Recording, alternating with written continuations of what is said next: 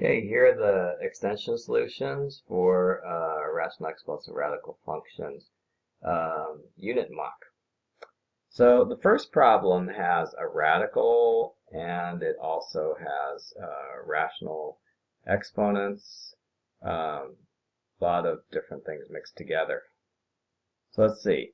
First of all, remember that the radical, this is a square root radical. The square root radical can be expressed as a exponent to the 1/2 power. So I am going to rewrite this. I'm going to write x to the negative 5/2. It's the exact same thing. Then I'm going to rewrite the square root function as a radical or a exponent to the 1/2.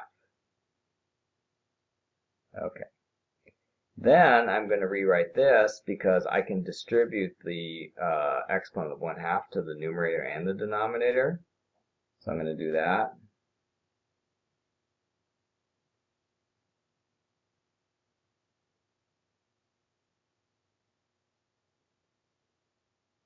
Okay. And now I'm going to rewrite the numerator as I'm going to multiply these two together, right? And then the denominator, 64 to the 1/2, can be rewritten as 8 because the square root of 64 is 8. And then finally, I can combine the multiplied exponent expressions. Negative 5/2 can be added to 3/2 because common bases. And that would give me x to the negative 2/2 divided by 8. And x to the negative 2/2 is x to the negative 1. So I could rewrite this as 1/8x.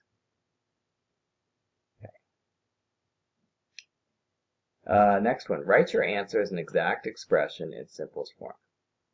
So here we have two radical signs, and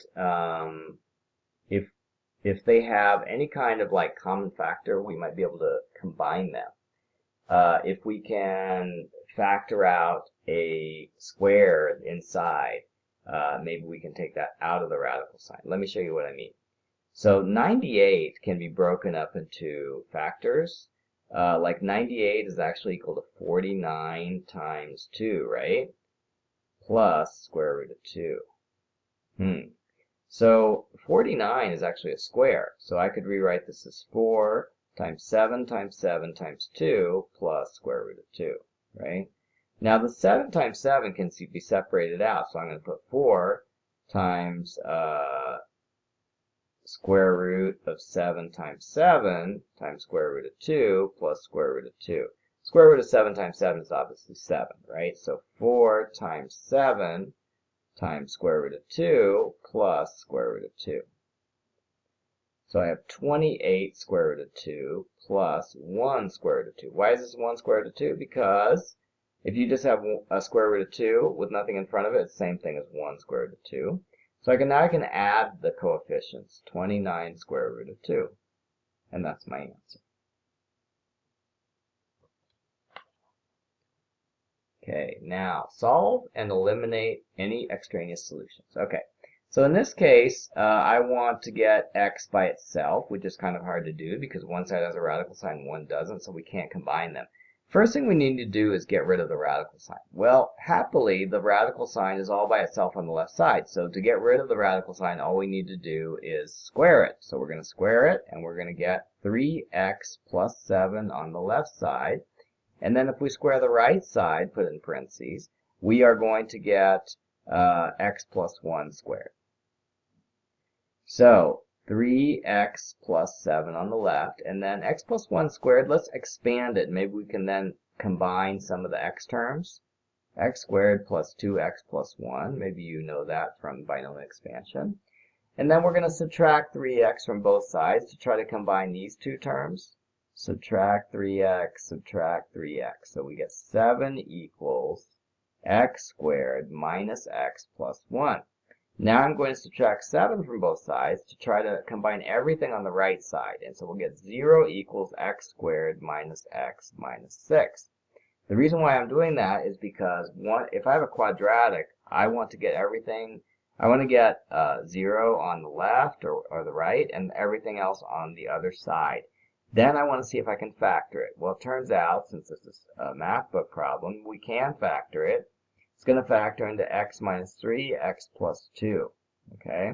So now we know that the two roots are 3 and negative 2. Those are the two possible answers. Now it says to eliminate any extraneous solutions. The way we eliminate extraneous solutions is we take the solutions and we plug them back into the original equation to see if they still work.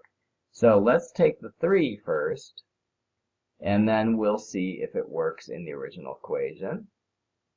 So we'll put 3 times 3 plus 7 equals 3 plus 1. Okay, we substitute 3 in for all the x's and see if it works. So we'll have square root of 9 plus 7, 7, which is 16, equals 3 plus 1, which is 4. Yes, square root of 16 equals 4, so it worked. Okay, let's try the other solution. X equals negative 2. We'll see if this is an extraneous solution. So we put negative 2 in for x, and we get 3 times x, which is negative 6, plus 7, equals, and on the right side we have negative 2 plus 1, which is negative 1 on the right side, and on the left side we have the square root of 1. So basically we have 1 equals negative 1, which is, not true. So negative 2 is not a solution. It's an extraneous solution, which just came about because when we square the square root sign, we forget the fact that when you take the square root, you're only getting the positive square root and not the negative square root. Okay? So, number 3, we're done. Number 4, multiply and write your answer as an exact expression in simplest form. So we're going to do FOIL here, and so we're going to multiply the two first terms together, then we're going to multiply the two last terms together, then we're going to multiply the outside terms together, and then we're going to multiply the inside terms together, because that's what FOIL means, right? So if we multiply the two first terms, it's going to be square root of 13 times 7 times square root of 2, which is equal to 7 times the square root of 26, right? Because we multiply the 2 and the 13 together where they're underneath the square root sign. Then we're going to do the outside, which is minus square root of 11 times square root of 13. Okay, and I'll multiply these together later. And then the inside terms are going to be negative or minus 7 times 7 is 49. And square root of 5 times square root of 2 is square root of 10. And then last of all, we're going to do the last ones, which is negative square root of negative 7 square root of 5 times negative square root of 11. And that's going to be equal to positive 7 times the square root of 55. Okay. And by the way, square root of 11 times square root of 13 is equal to square root of 143. Okay. All right. So we got 7 times square root of 26 minus square root of 143 minus 49 square root of 10 plus 7 times square root of 55. And I don't believe any of these terms can be combined. So it says to write it in simplest form, and believe it or not, I think that this is indeed simplest form. So you just stop there. Okay? If you can combine radicals, then you would combine them, but in this case we can't. Simplify rationalizing the denominator. Okay, so remember, to rationalize the denominator or change it into an expression that does not have any radicals, you need to multiply it times the complex conjugate, or not the complex conjugate, but the conjugate, okay, which means the radical, which is the second one, you are going to multiply it times the positive version of the radical part. So you multiply it times that. Of course, you need to multiply both the top and the bottom by the conjugate. Otherwise, you are not going to maintain the equality. So let's multiply that. So we have negative 7 plus square root of 15 on the top.